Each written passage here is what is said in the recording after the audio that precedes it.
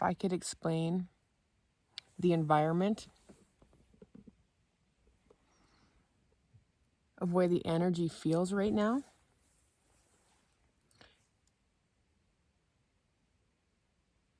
it's still.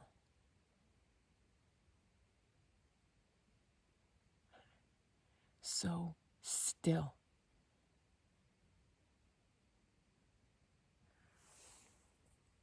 So there's an energy shift happening. You can feel it. The first time my body told me to stop in Bigfoot territory, I did not have a footprint in front of me. I did not have a clear visual or even the perfect sound recording. I did not have the kind of evidence people think they need before they trust what is happening. What I had was pressure, a smell, a pull from the tree line, and the unmistakable feeling that I had crossed into the wrong area.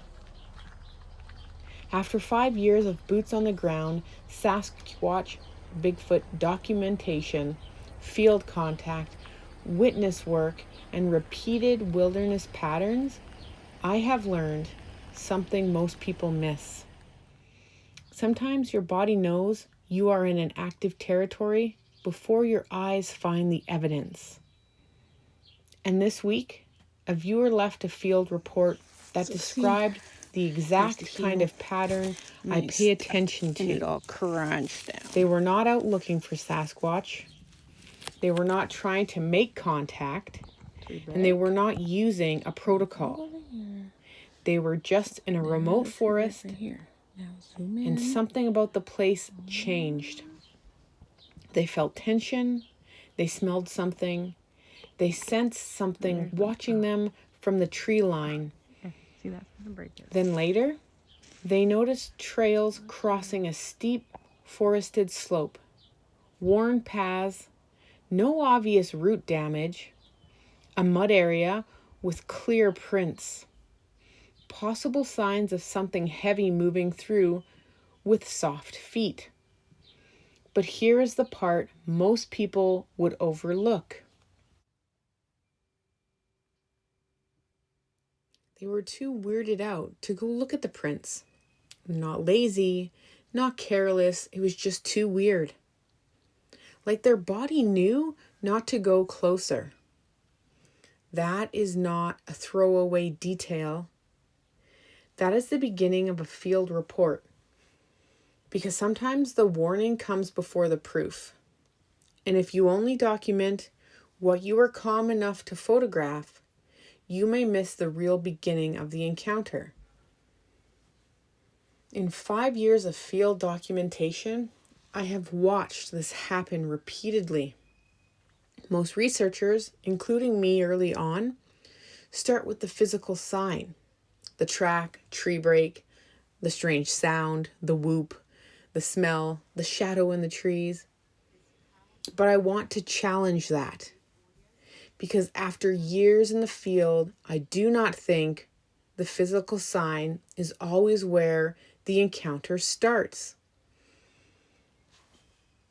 Sometimes it is where the encounter becomes visible. There is a difference. I have stood in areas where nothing obvious was happening yet, but my body was already responding. The forest had not given me the physical sign yet, but something in the place had changed. This is why this viewer report matters. They did not just describe possible prints, they described a sequence. First, something felt wrong. Then there was a smell. Then came the sense of being watched. Then came the terrain pattern. And then came the trails. Then came the mud impressions, right? And then came the body's refusal to go closer. Now that order matters. Because if you only ask did they get a photo of the print? You missed the bigger question. What happened before the track? What did the body know? What did the area feel like? What changed in the terrain? What pushed them out before they could fully document it? That is where the real investigation starts. Now let's be clear. Not every strange feeling in the woods means Bigfoot. Not every animal trail is a Sasquatch. Not every smell is cryptid activity. Not every broken branch is evidence. The forest is alive. Animals move through. Predators pass through. And yes, weather changes. Human activity leaves signs. Your own nervous system can create fear. So no, we do not just label everything Bigfoot. That is weak research. But I have also seen the opposite mistake. People dismiss everything subtle because it's not immediately physical. They dismiss the body's reaction. They dismiss the watched feeling, the smell.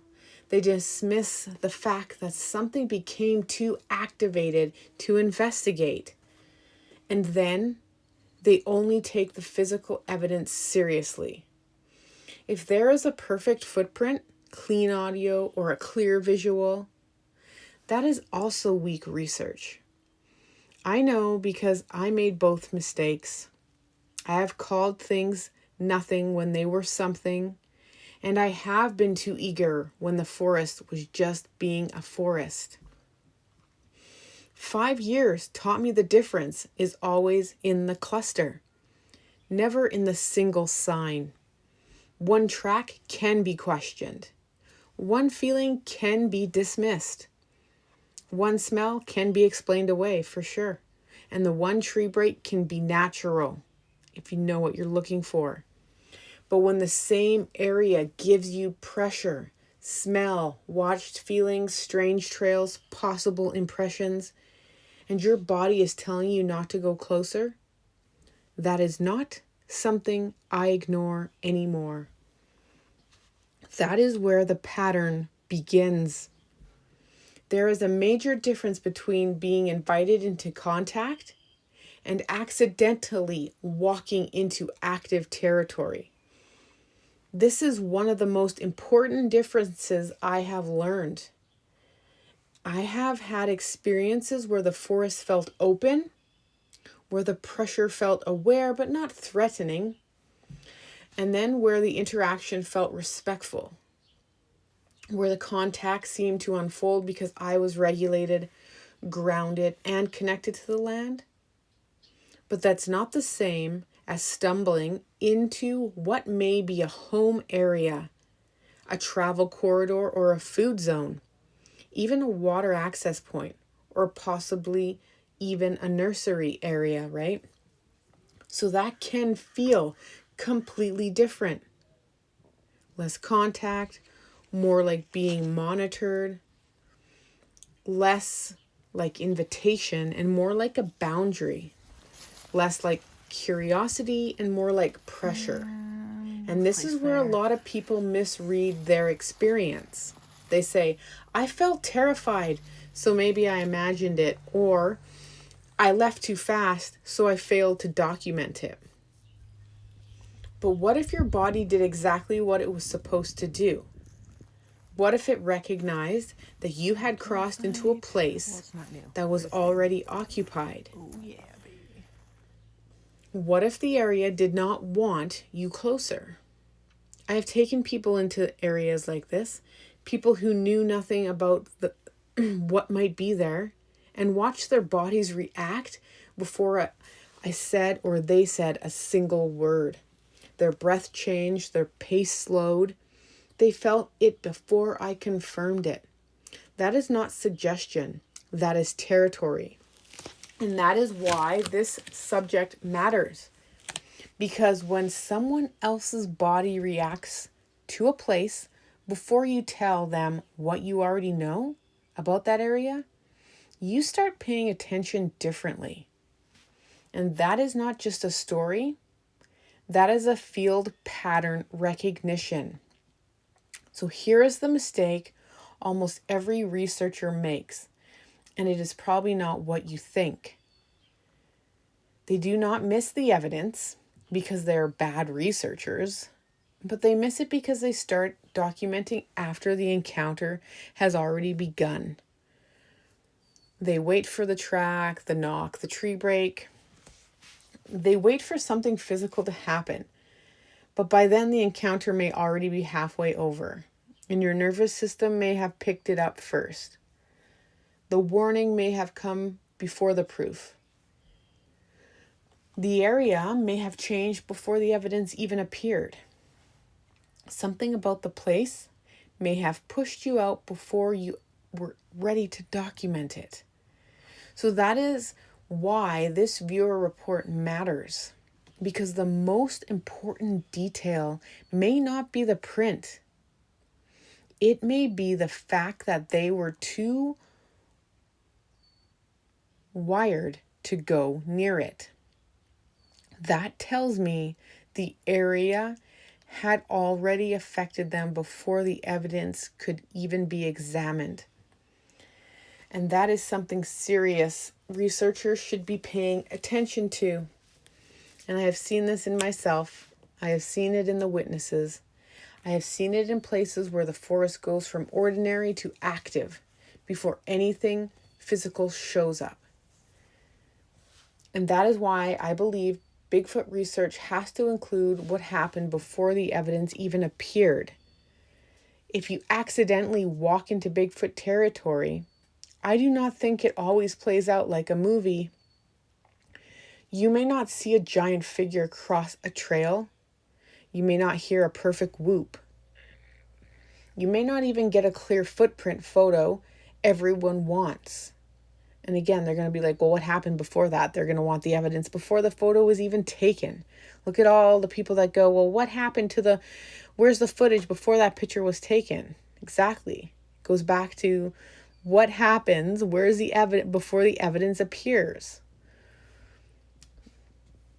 You may notice tree breaks or structures, but not understand them in the moment. You may find possible prints, but feel too uncomfortable to go closer. Why did that place feel different from the normal forest? Why did you leave so fast? Why did you not go closer? That regret matters, because when the body goes into alert, people do not always behave like researchers. They behave like humans. They freeze, they leave, they avoid the evidence, they get out of the area. And later they realize there may have been more to document. That does not mean the experience was false. It may mean the territory did exactly what the territory does. It created a boundary. And if you have been in a place like that, you know the difference between normal discomfort and the feeling that the land itself is telling you not to continue. When I walk into a new area, I am not thinking about one sign. After 5 years, my body has become part of the instrument. I feel the cluster before I catalog it. Then I start looking at the terrain. Water nearby, thick cover, steep terrain. What about travel corridors? Mud or soft ground? Tree lines that could be observation points, right? Unusual trails. What about repeated breaks? Signs near access points?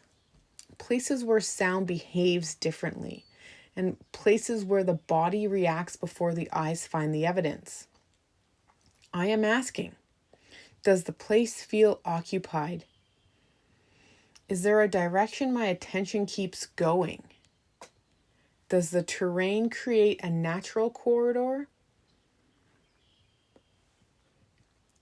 Is there a way something could move unseen?